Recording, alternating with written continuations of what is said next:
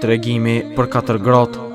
Në të kaluarën kishte qenë një mbret që i kishte pasur 4 gra. Gruan e 4 e donte shumë, aq shumë sa që çmendej pas saj dhe vepronte çdo gjë që ishte mundur për ta kënaqur. Dhe të tretën e donte gjithashtu, mirëpo ndjente se ajo dëshironte të largohet nga ai për hir të një burri tjetër.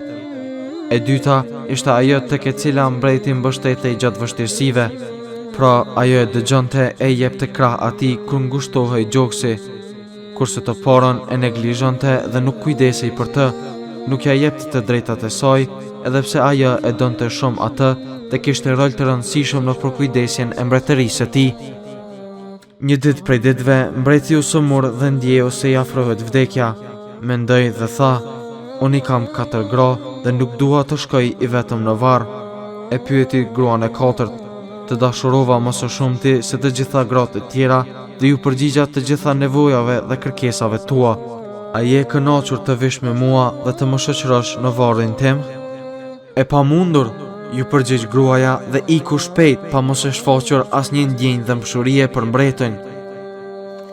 Mbreti e thiri gruan e tretë dhe i tha: "Të dashurova tër jetën time, a je gati të më shoqërosh në varr?"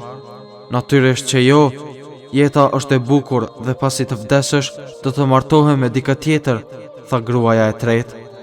Më pas e ftoi gruan e dytë dhe i tha: "Gjithnjë mbështetesha në ty gjatë vështirësive, pasi që flijoheshe për mua dhe më ndihmoje, a do të më shoqërosh edhe në varrin tim? Më vjen keq, nuk mund t'i përgjigjem kërkesës tënde, mirëpo ajo që më së shumti mund të bëj për ty është të përcjell deri te varri."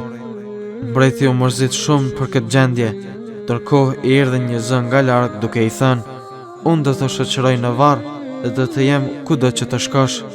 Mbreti e ktheu kokën dhe vëreti se ajo ishte gruaja e tij e parë. Ishte në gjendje të vështirë, e dobët, e lodhur, e sëmur për shkak të shkujdesjes së burrit të saj. Ndërkaq mbreti u pendua për kujdesjen e keqe ndaj saj dhe tha: "Duhej që të kujdesem për ty më tepër sesa për të tjerat. Po të kisha pasur mundësi të kthehem edhe një herë në kohën e kaluar, ti do të ishe ajo për të cilën do të përkujdesesha më shumë nga të gjitha gratë." Kush ishin 4 gratë e mbretit? Gruaja e 4, trupi. Sado që përkujdesemi për trupin dhe plotësojmë epshin ton, përsëri trupi do të na braktisë shpejt gjatë vdekjes. Gruaja e tretë, pasuria. Gjatë vdekjes do të na braktisë dhe do të shkon të tjerat. Gruaja e dytë, familja dhe shokët.